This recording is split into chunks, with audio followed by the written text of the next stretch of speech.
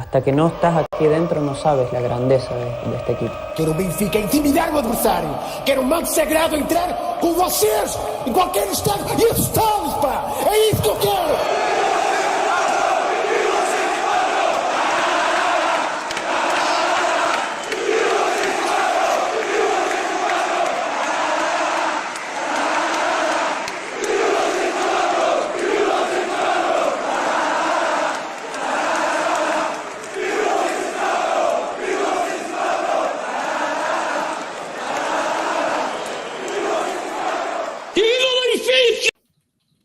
What's going on, everybody? Welcome to another edition of the Talking to the Benfica Podcast. My name is Alfredo Famasis.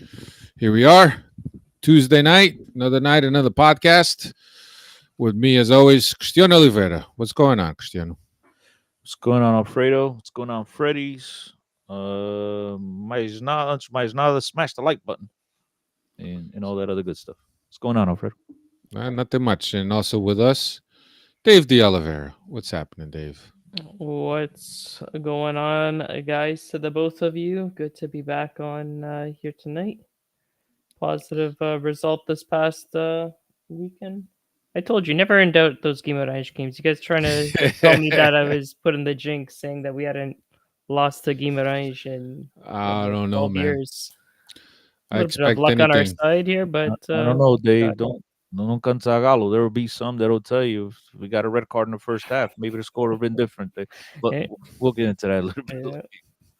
You're not wrong. Welcome, Freddy's, Carlos, Diogo, Manny, and everyone else that's going to join us a little later. Here we are, episode 574 is what we're up to. 2 wins in a row for Mourinho in the league. That's personal best this year. But here we are. I'll take it. 2 wins are 2 wins. But here we are. On tonight's podcast, Vitoria recap. As you guys already heard us mention a little bit, look ahead to Leverkusen, which match day 3 or 4? 4?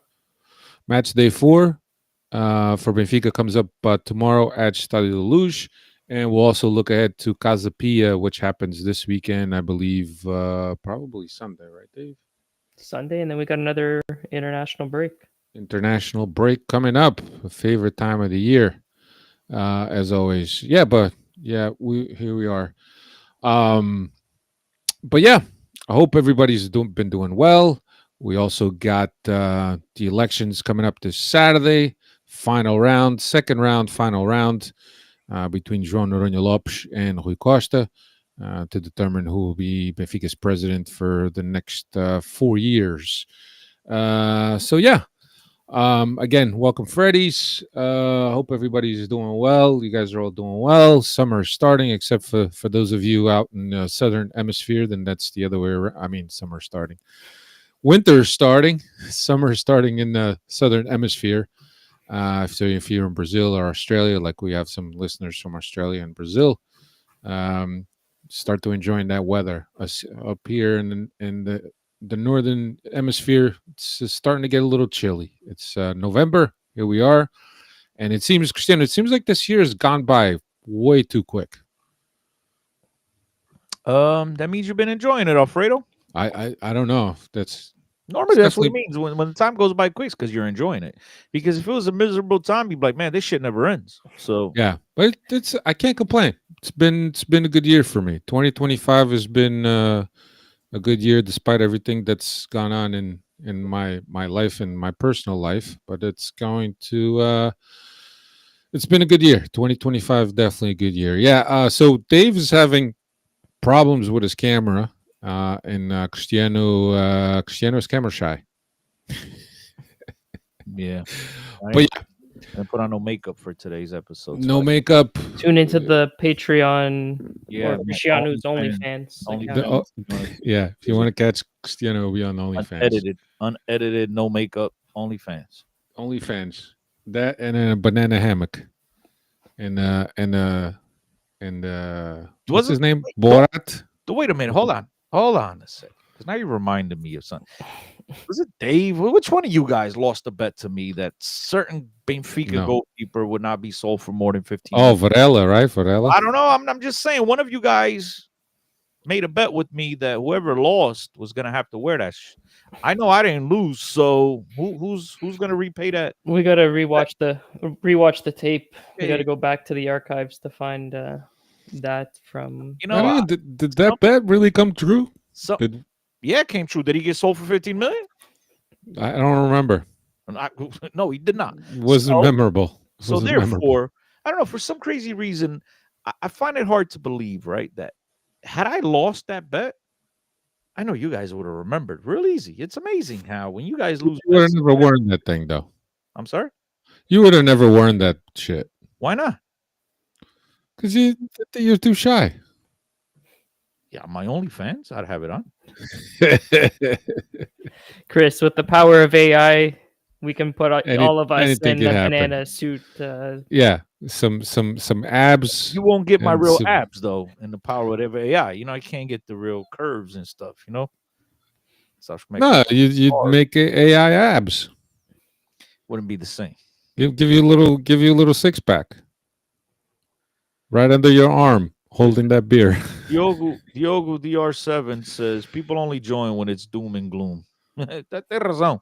You're right. When the shit is down and we're all miserable here and like dreading that we even have to come on here and do this shit, but we obviously love it. Love doing this for you guys, and I think it is. We joke around about the therapy sessions and the meditation and whatnot, but it is. I think it does make us all feel a little bit better after we're done with our hour and a half session here on the Benfica podcast. Yeah. But it is true though. When things are bad, the chat is lit up. When things Yeah. like we're coming off of back-to-back victories, and tá murcha, coisa tá murcha. Yeah. Boris wants us to talk to Benfica, so let's talk Benfica. Benfica yes, played sir, Vitoria. We got Boris is here. We got to stay on course, otherwise Boris gets upset. We don't want Pila Boris to be Humpalot is upset. here. Manny NG9545, Diogo, Boris again, as you said. Carlos Amara, he switched over to Pila Humpalot. So welcome, smash the like button. I haven't done it yet. I just did. And Alfredo will take us for a nice joyride over the next hour and a half. Hour and a half for this. I was hoping we could keep this short, but Okay, see you You know. guys. It was a pleasure. We'll talk to you guys next week. yeah. So Benfica played Vitoria this Saturday afternoon for us here in the North American continent. Obviously, Saturday night in Lisbon, and Portugal. Benfica lined up with Trubin, Auschwitz, Araújo, Otamendi, and Dal across the back. Baranechea, Rios in the midfield. Lukebakio, Sudakov, Prestiani underneath Pavlidis up top. Not a very good first half. Benfica really struggled to create in the first half. I remember maybe that Prestiani shot like way deep already, 30 something minutes already in the first half. Wasn't a very good first half to watch as a football fan. Not a lot of opportunities, and it just wasn't one of those games that you enjoy and that you're relaxing and watching at the same time. We did have that incident that I know that Cristiano, if I don't mention it, Cristiano always calls me out on. We had that one incident with Sudakov that he could have seen the red, saw yellow instead, and things could have been a little different if he got in the red. And if he gets the red, I'm not surprised at all, because I mean, we've seen Musa get a red at Boavista in the first game of the season a few seasons back for less. I thought that Sudakov went in studs first. I thought he caught the guy right on the ankle. So I don't know if maybe that's a little bit of the definition or the interpretation that the referee had in terms of how high the boot really went, and maybe that tells a little bit of a story on how he called that. But obviously, Vitoria fans, Porto fans, Sporting fans were all calling for a red card. Didn't end up happening. Sudakov gets substituted in at the halftime along with Prestiani. Barreiro came on and Sheldrup came on, and I don't know what you thought, Chris, but I'm watching this substitution. I'm thinking, okay, here we go again. It's just a substitution like for like. I don't know how much of this is really going to add. Prestiani had a little bit of not so great half. Bring in Sheldrup to see if Sheldrup was going to bring a little bit more. Barreiro was a little bit more consistency in the midfield in terms of pressing ability, in terms of holding the ball. And there was Mourinho. There was a question on whether or not he had substituted the players because of the yellow cards, but from what I heard, Mourinho said that it wasn't really. He just felt that the team needed something more. I don't know, Cristiano. How did you see the substitutions? Did you say, "Oh no, this is just going from bad to worse now"? No, I didn't think any of that. I honestly was a little bit more surprised by the Cristiani and Sheldrup substitution than I was of the Barreiro for Sudakov. I mean, Jose Mourinho is not going to come out and say, "Look, we just got away with murder, and we didn't want to risk things." He's not going to say that publicly. So he's going to tell you, obviously, had nothing to do with that. It was more of a system thing, a tactical decision I wanted to make. But the Sheldrup and the Prestiani one shocked me. The other one, I was not expecting, but I wasn't surprised at all. Kind of almost expected when things happen because the referees tend to try to get even at some point. But the Prestiani and the Sheldrup one kind of took me by surprise a little bit. But at the same time, you look at things and you look at Prestiani, he hasn't really been, knocking the socks off of somebody anyway. And I think Mourinho at this point is looking for any one of these guys to really stand out. He's given both of these guys, he's trying at least to be equal to either guy and give these guys an opportunity to cement themselves in the starting 11. As we know, Benfica lacks options, and I think Mourinho's trying to turn over every stone to try to see if any of these guys steps out of the shadow and takes the opportunity by the horns. I know this is João Rego came in as well, scored a goal, but there's very few guys, very few options that we have off the bench, and I think Mourinho's still searching for what that option should be. In terms of the way the game was played, the first half was absolutely atrocious. I think the second half, Benfica played probably the best football it's played in a long while, at least under Jose Mourinho. But to no surprise at all, because I was on the phone with Hugo and I was telling him at halftime, like, it was kind of like wishful thinking and mocking Hugo to a certain extent, where I was like, yo, relax. Jose Mourinho is going to work his magic here at halftime. Never that I expect Benfica was sarcastically. Yeah, it was more sarcastic than anything else because I know how Hugo feels about Jose Mourinho.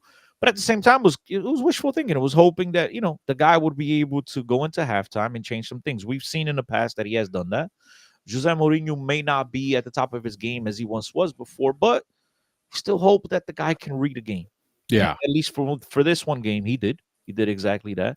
And Benfica came out right from the first whistle in the second half, and they just applied pressure. You could tell it was a matter of time before Benfica got to the back of the net, and that's exactly what they did. And I think it was a very, very comforting win, very relaxed. I think Benfica were able to implement their football, create chances. I hadn't seen Benfica play like this, at least not under Jose Mourinho.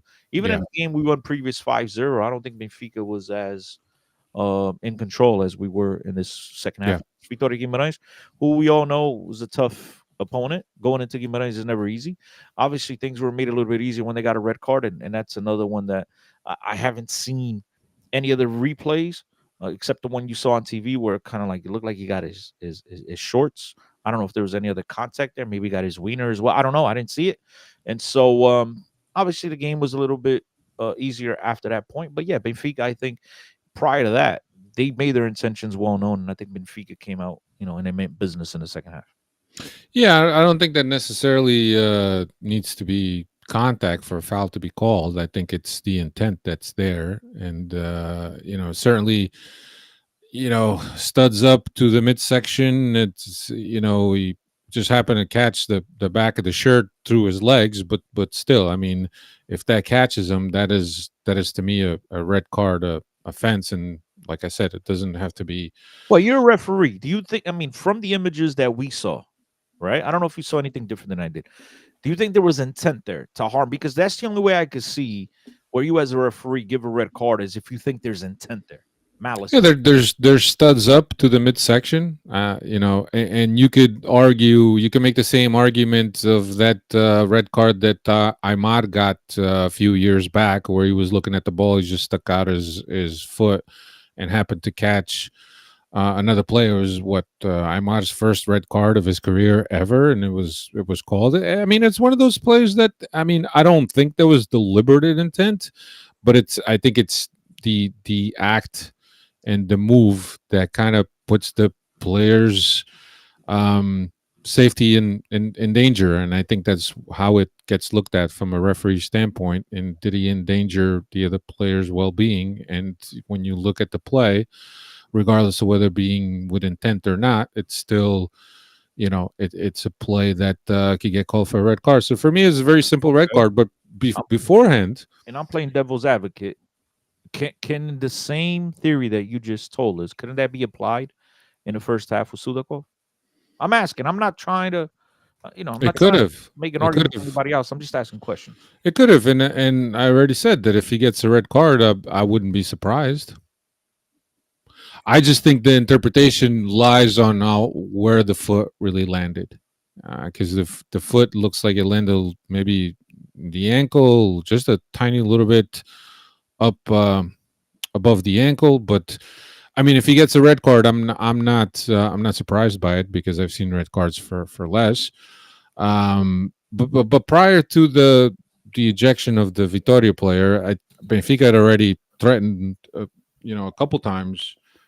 One time with Barreiro with the header on goal, free header on goal, couldn't put it past the keeper. And if Barreiro could only finish, if he could only finish, you'd be a much higher rated player than he is, because I mean, he's had opportunities at his time at Benfica that he's absolutely wasted. And this was just another one. And then Barreiro, Luca Bacchio had No, but wait. He headers that. The goalie makes a nice save, even though it's kind of shot at him. Yeah. And then Pavlidis, I think it was harder to do what he did than it was to shoot it on net. Dave, did you catch that? He shot it across the net like that should almost hit the corner flag. I don't like what the. I just he tried to pull it because he wanted to pull it away from that group of players that were in front. I think he was trying to shoot it on goal, but just like that shit was a bad shame. But yeah, as you said, Barreiro, he always seems to be in the mix. And this is a player that we like to get on. At least I do sometimes. And then you tend to forget this guy scored a hat trick in the game. Yeah, and that's the guy that can't finish. That was one of his better days. Is Dave there? Did we lose? I'm Dave? here. I'm here. Yeah, but and then we had the Luca Bacchio free kick that the goalkeeper made a good save on. The ensuing corner kick. Araújo gets Benfica up on the board with 1-0, and it was, that goal. It was coming because of how Benfica started the second half, and certainly watching that second half, and even before the ejection, you have a feel that Benfica came out much stronger and it was determined to win, and was creating enough that the goal would only be a matter of time. The red card obviously helped, but how many times have we seen Benfica play against 10 players and struggle? So you can look at it both ways, obviously, but lesser men and things are always going to be easy if you have the clairvoyance to be able to play through and always find the free man. Because Vitoria, one thing that they did in the first half is that they pressed Benfica high, trying to limit Benfica's playing from the back and building up. And I think when you go down a man, now you got to retract and lower your lines and play a little bit more compact, so that pressure didn't exist like it existed in the first half. But I thought that Benfica was well on the way for a good performance, especially the way they started the second half. But I agree with what you guys have said. It was probably the best 45 minutes of football we've seen under Mourinho. And then the goals just came. The red card was in the 56th minute. 62nd minute, Dal put us up 2-0 unassisted, or I guess I don't know if you could call Barreiro toe ball an assisted Dal. A good goal by Dal with a closed angle, shoots it up high, hits the top of, or it's the bottom of the crossbar, and it gets Benfica on the board. Then we had more chances. Barreiro with another header in the 72nd minute. Barrenechea with a good shot in the 84th minute. And then in the 87th minute of an insistence play, João Rego puts the game away for good with Benfica up 3-0. I don't know, and really, there wasn't much of a story. I think that once Vitoria went down at 10 men, Benfica dominated the game, controlled possession, controlled the initiative, and I thought it was a decent second half. 10 men or 11 men, whatever it is. I thought that I was encouraged by what I saw in the second half, and hopefully, as we've been saying here, these wins, albeit sometimes not with style, build the team's confidence and the players' confidence. And I think that this was one where the players felt it was going to be a tough game. Always at Dom Afonso Henriques is always a tough game, despite Benfica having a great record for 23 years, Dave? 18 years? Not 20 since 2013, so that's going on 12 years. Yeah. So that was always going to be a tough game for the team. But yeah, it was good. Come out with the 3 points. 3-0, clean sheet, and I think it's just good for to build the confidence. And now you kind of enter, you have a very important game in which you should be getting 3 points against Leverkusen for the Champions League, and then you got Casapi, and then you got the international break, more time for the team to recover. Obviously, some players are going to be away with their national teams, so on and so forth. But still, I think that. Because of one of the storylines of this season, especially with Mourinho taking over, is that he hasn't had time to work with the team, and not that he's going to have time to work with the team because there's a lot of players that are going to be away at their national teams, but still it gives a little bit of a break of having to play every 3 games, get the players a little bit out of that routine and take their focus and maybe the pressure of being where we are in the table, and I think that the team has come back from international duty these past couple times, at least in a good mental space. But yeah, most important thing was the 3 points. Dave, stats. Yeah, you mentioned clean sheet there. It's now the first time in over 4 years that Benfica haven't conceded a goal in 5 consecutive matches in Portuguese competitions. That's over 529 minutes. They last conceded early on in that Gil Vicente match at the end of September. But since then have not conceded goals. And that's a fair stretch against some big clubs there. You got match against Porto, which was a 0-0 draw, and then victories against Chaves, Aroca, Tondela, and also Guimarães this past weekend there. So whether that's Mourinho ball or Mourinho tactics at work or not, it's up to interpretation, or if those are just Mancush that we should be beating and not conceding goals. The debate is there, but the stats, those are the stats there. Yeah, no, absolutely. And as Carlos mentioned, a win is a win. Never take that for granted. Yeah, we don't take them for granted. We need all those 3 points. But yeah, it was good. And now we kind of shift our focus to Leverkusen, match day 4 of the Champions League. Benfica will play Leverkusen this upcoming Wednesday or tomorrow as we record this, 8 p.m. local. Dave, you know what Leverkusen has been up to? This season, well, in the Champions League, they're on the bottom half with us, only 2 points through the first 3 matches, a 2-2 draw against Copenhagen, a 1-1 draw against PSV, and then the last match was a 7-2 defeat against PSG. So they're a team that's also looking to get some points tomorrow to keep their hopes alive for the next stages.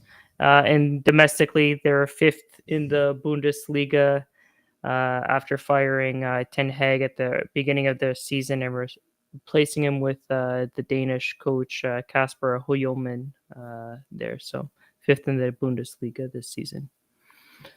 Yep. 14 goals scored. Domestically, Alex Grimaldo is their best scorer. He should get a warm reception tomorrow, right? There's no hard feelings. Chris, does he get a reception like Renat Sanches tomorrow? Sadly, they will. Sadly, they'll be still blowing this guy. Oh my God, he left us. But whatever. Interestingly enough, though, believe it or not, they just played a game in the Bundesliga against Bayern Munich and they lost 3-0. And Alex Grimaldo did not even get off the bench. So I don't know. Were they saving him for Benfica, or has he just been possibly? Are they? You got to save their top scorer. I don't know. Yeah, but why would exactly? Why would I'm confused. I was confused with that one. I did not get it. So yeah, maybe he's hurt, but I don't know. If he's hurt, he's not on the bench. But it'll be interesting to see what happens tomorrow. Side to lose. I think Benfica. I don't know if you're going to ask me or not, afraid, but I'll give my opinion. I think Benfica has to take this game as a cup final. They have to absolutely get the 3 points out of this game if they want to keep their Champions League hopes alive. And when I mean Champions League hopes alive, gentlemen, I do and ladies, I do not mean winning the whole shebang. I'm talking about in terms of advancing, getting out of the group or whatever it's called nowadays, the league phase. So hopefully Benfica is up for the task tomorrow. The fans show up, Inferno, the lose, which that's all crap of bullshit nowadays anyway. But yeah, let's go get them, boys.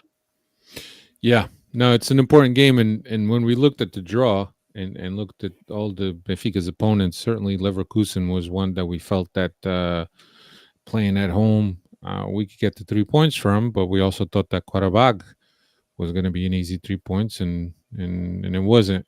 It was for 20 minutes. And then 30 minutes, whatever it was. But yeah, it's a tough game. It's a tough game tomorrow for Benfica. Benfica goes into this game with both teams are pressured to get the points. But certainly Benfica has any aspirations of making it to the next stage, and considering the next stage you need 10 to 11 points. You got Leverkusen, you still got Ajax, which hasn't been doing all that great. Then you got a game against Juventus, which played Sporting today, and not really that impressive, to be honest with you. Off a coaching change as well. Another team, yeah. Second game on the Spalletti, so they're gonna be. Yeah, and there's always, when there's a coaching change, there's always the team kind of feels that and reacts to that, because they feel with the new coach they have a clean slate to prove themselves. And certainly, I'm sure we'll see Juventus getting in better form than what they've shown so far. It would have been nice to play them now, not in about a month. Yeah, for something now, like Sporting did. Exactly. Like Sporting did. But look, like I said, it's a must-win game for Benfica, because that's your aspirations. I think if you get nothing, if you don't get anything but the 3 points off of this game, I think it will be really difficult to make it into the next round, to make it into that first playoff round that they have now in the Champions League. But Dave, what are you feeling? Yeah, this is a team that you're going to be fighting for one of those final positions, because they're in that same boat. They're struggling early on. I like that we are playing at home, so we have that. Hopefully, should have that advantage. The crowd hopefully gets behind the team and gives us some. Not that we need the motivation, or not that the players should need any motivating in a Champions League match, but it feels like this team always struggles when they got to go to Germany. I don't have the historical stats there, but I'm pretty sure when we last played Bayern, they're looking them up. Going to Germany has not been in Benfica's favor in the past. So I like that it's at home. Hopefully that's an advantage that we can capitalize and come away with all 3 points, because not even 1 point will do us any justice in terms of trying to get through to the next stage. Yeah, Chris, what are you thinking about in terms of this game? What's your feeling? I think it's going to be tougher than a lot of people are expecting it to be. I think people are just looking at Leverkusen struggling of late as well. And they just anticipate we're playing at home, we're gonna get the easy victory, but we know Champions League is Champions League. As Dave said, these games are always tough, no matter Yeah. the opponent. You mentioned Qarabag before, a game that we thought we had in the bag, being up 2-0, and we found a way to mess that one up. And so I think tomorrow is important. I think Benfica and Mourinho will have his boys ready to play this game. I just don't know what the tactical approach is going to be. We've seen Benfica against weaker opposition struggle in the first half, and I don't think tomorrow Benfica will have the luxury of coming out lackadaisical in the first half. So they have to be ready to play from the first minute and find a way somehow to take the 3 points after the game, as you've mentioned before, and rightfully so. If they aspire to continue in this competition, it has to start tomorrow. It can't be any later than tomorrow. So, Yeah, absolutely. Boris says advantage playing at home. LOL, give me a Karabakh vibes, bro. Yeah. I look at what we thought were givens in terms of games this year would have been absolute shots in the foot. So we'll see. I think any Benfica, you're confident that you're playing at home, and the team is maybe slightly improved from that Karabakh team. But at this point, none of us could really know what to expect from this game because it could go both ways. Yeah, it's encouraging to see how the team is playing a little better for me, at least from the seat that I'm sitting. I don't know if you guys are feeling that as well. I think we just gotta get by till the end of the year until the transfer market opens, and if we can just keep the gap as is or shrink the gap, then we're Yeah. I think we're really fortunate to get away with how this squad is currently constructed, because you have Mourinho there, you could have Pep Guardiola, you could have Klopp there, but if you don't have the pieces, they can't do shit with it. I Agreed. agree with you, Dave, 1,000%. But I think if Mourinho is the coach that we all hope he is, right? I know he's kind of lost it there for a little while, but we still hope that he is a terrific coach. And the more time you give him with these guys, I think the better they'll understand the system. I think the better they'll understand what the coach wants out of them. I think the better prepared the players are. So I know some people don't have any confidence in Jose Mourinho, but at the end of the day, I mean, it is what it is, right? He's our coach. It's these Yeah. players that we have at this point, and I do have confidence that he'll have the guys ready to go. Now, whether Yeah. that will capitalize into something else, convert into something else, we'll see. But Yep. I think you'll have the guys ready to go. Yep. So we'll have to see. And then next up on the weekend we have Casapia Sunday. I didn't look up what time the game was at, but I'm assuming it's probably going to be 8:00 as usual on a Sunday afternoon or Sunday night, if you will. Dave, what's Casapia up to this year? Yeah, that's at 8:30 local, so 3:30 8:30. here on the East Mhm. Coast. Casapia this season currently in 16th with 8 points through the first 10 matches of the season, 2 wins, 2 draws, 6 defeats, and haven't won in the league since September 14th against Oroca. They just fired their coach this past weekend, João Pereira. I haven't seen any replacement named. They'll probably have some interim filling in this weekend here, but they're going through some struggles right now. Historically, 29 wins, 8 draws, 6 defeats.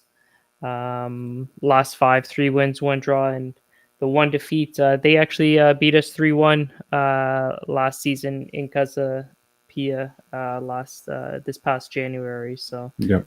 a little bit, hopefully get some revenge here on Sunday. Yeah. Through 10 rounds or is it 9 rounds or 10 rounds of 10. the league? 11 goals scored, 22 allowed. They are actually the third worst defense in the league. Casapia is. But it is what it is. I mean, we still have to play all the teams that are in the championship, but and these are the games that you gotta win, and you gotta win well. but yeah, I'm not anticipating a hard game against Casapia, but certainly always on the Saka of the Champions League. There's always things that change and the players. There's a chip that needs to be reset. There might be an emotional high or an emotional low off of the Champions League game, and then you go into a domestic game against a team that's in 16th place. There's always a factor of refocus, but I think that when you look at Mourinho, if there's something that he could do, is he has the ability to refocus the team and get the team back into the domestic rhythm, if you will. The game is away, right? The game is at Stadio da Luz. It's at Stadio da Luz. Yeah. Back to back. Okay. Back-to-back games at Stadio da Luz, Well, Casapia. did we mention? I don't know if you. I'm sorry, I wasn't paying attention. I was reading a text. Did you guys mention that Casapia fired their coach? I think Yeah, it Dave was did mentioned. mention that. Okay, that's why I'm okay. So yeah, that will, you might get that little jolt. Sometimes the coaching changes for the first couple of games. You get a little jolt, right? Maybe you do, maybe you don't. But as we all know, and it's my famous line, I've been saying it for years, when these teams play Benfica at any point in the season, but in particular more so at the start of the Luz, it's their World Series, man. Mm-hmm. I mean, their Super Bowl, I should say. Yeah. World Series. Sorry, Blue Jay. I meant to say Super Bowl. For this, I don't know why I said World Series. It's their Super Bowl. They know the whole country is going to be watching them. The friends, classmates, co-work, whatever, guys from their whole, that they've been dealing with and coming into concepts for their whole lives. They know these people will be watching this game. And, they make things a little bit more difficult for Benfica every time they come to play us. But obviously on paper, should be no chance, Yeah. Benfica should handle their business, as you guys mentioned. This is an opportunity to get fat and, get some players' confidences up. Obviously, you want to get that first important goal. But after that, open the floodgates and do what you got to do and start practicing with that beautiful soccer we saw in the second half against Guimarães. Yeah, it's a little bit of not unique, but certainly it's a situation that you're coming off a European game that it's a must win. You're playing a team that's not doing too well in the league at home, and you're ahead of an international break. So there's lots of factors in terms of mentality, in terms of the player, where the players might be in their headspace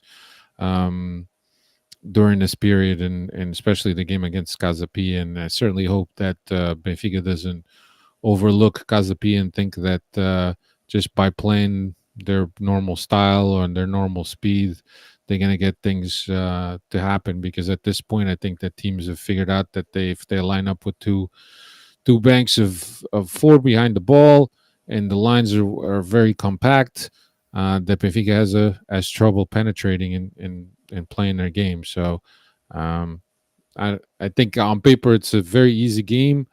Benfica should make it easy on the field as well, but you never know. You never know what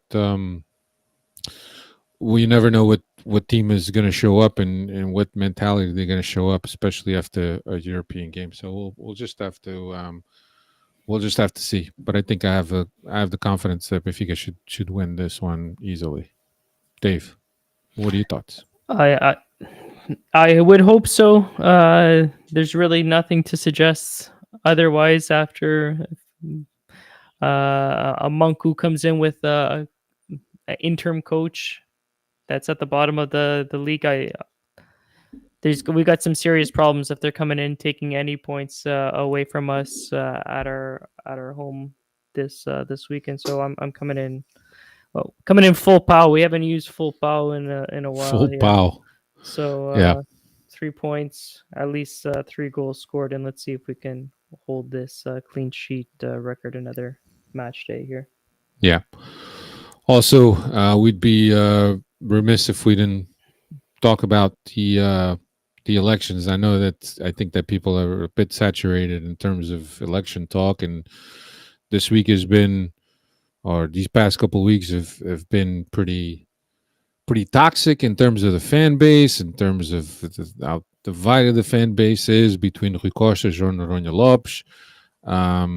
Certainly, I hope that Saturday everything will be over and things can settle back down, and Benfica stops washing their dirty laundry in debates and in the media and in interviews and whatnot. So I hope that gets settled.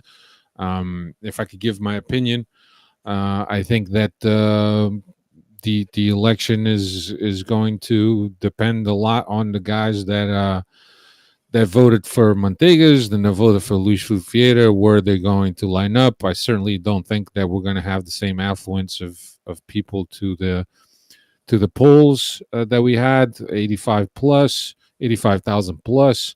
I think there's going to be less people. I think there's people that are either not going to vote or going to go there and vote in blank because that's not the candidates that they believe in. So it's a vote of protest, certainly. But I think that Rui Costa has the edge over Noronha Lopes going into this final round. I don't know how, Chris. How do you feel about the elections? And I know that there's been so much talked about, and at this point já estamos fartos de ouvir de eleições. Yeah, Epá, o que é que eu vou dizer? Estou farto desta merda. I mean, one way or another, let's get it over and done with. I do think Rui Costa does hold the lead going in, but when people want change, people tend to turn up for the elections and they want to vote. They want to make their presence felt.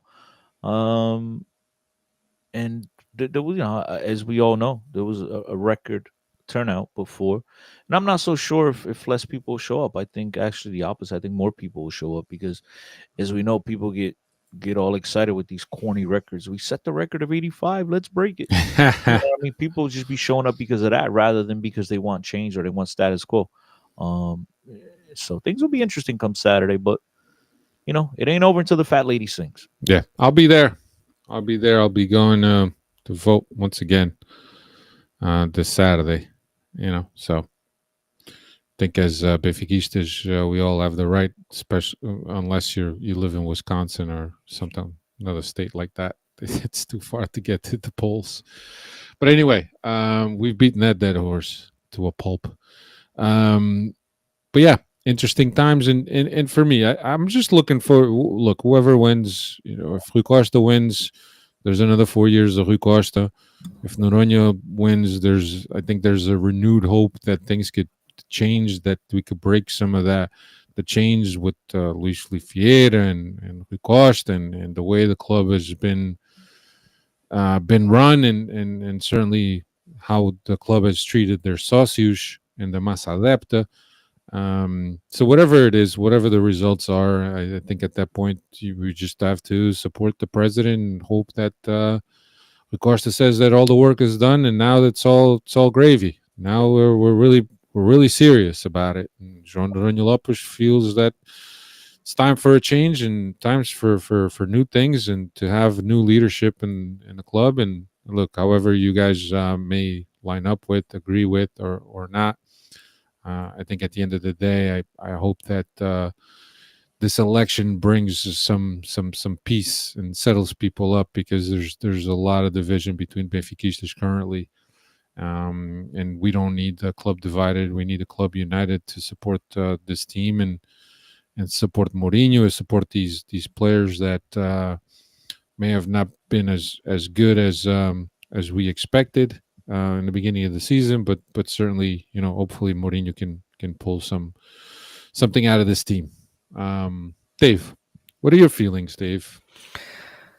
I was hoping for change on the first round of voting, and I don't know. I'm not expecting any changes after the second round of voting. I'll put it to you that way. But I do share the sentiment, Alfredo, that no matter what the results, we have to be united as a front because we can't go 4 years as a fractured club, or if we start having infighting between the members and the team just isn't successful that way. So no matter what the results are, at the end of the day, we have to stand united. So we'll see what happens this Yep. weekend. Yeah, and that's all I really got. Chris, you got anything else? Smash the like button. Yeah, let me check with Boris to see if it's okay that we could go. Boris, what do you say? Is it okay? Do you want us to talk a little bit more? Falar mais de alguma coisa, mais outro topic? What are you thinking, brother? Let me hear, man. Diogo's asking, anyone think Mourinho will rotate the squad? Absolutely not. He should not. No, The no, squad. no. Tony Figs asking if Alfredo's going to talk about Porto. We were talking about it before we came on live. So for those of you that don't know, Alfredo, could I interrupt you? I'll put sure. it real easy. For those of you who are in the similar age group as I and Alfredo, none of us are surprised by this. And for those, this is, I mean, It's just technology has evolved. Let's just say that. yeah. And so for those of you that are young enough, don't recall the 90s and whatever, just go on The YouTube. 80s. Yeah, go on YouTube, do what you got to do, and you'll get your answer, man. This is anyone that's surprised by this. Yeah. Been living under a rock for the last 40 years. Yeah, but if you guys don't know what really went down, so apparently Porto had a TV in the referee's locker room, and in that TV they were playing the play in which Porto got a goal called off in the first half, and then they were also playing a game like a U13 infantis on a tournament between Benfica and Porto, where Verissimo was also the goal. Similar play with 13-year-olds. And the thing is that my man couldn't shut off the TV in the locker room. So it was just on loop and they couldn't shut it off. So Fabio Verissimo, the referee for the Porto Braga game, went and complained, said that there was harassment in trying to influence the referee. So let's see what comes out of it. But certainly, it's Porto just when you thought that Village Boys was a lot different than Pinta Costa. No, a porco is always going to be a porco. And on that note, I haven't heard from Boris yet, so I guess it's okay for us to leave.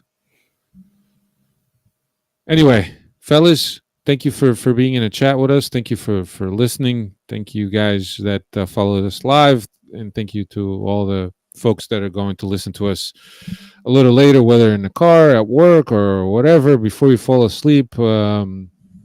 It's just thank you. We appreciate you. Jason Galdola says, how low could you be to show a youth game as a way to intimidate?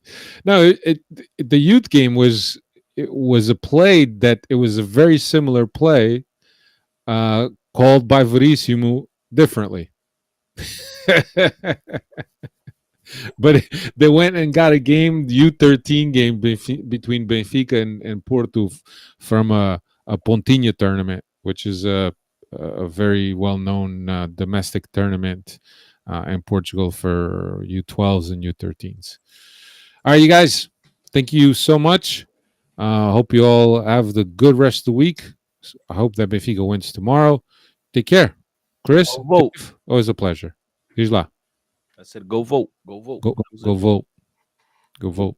Today was election day also in the United States for state governors and all of that also. So take care, everyone. Later. Good night.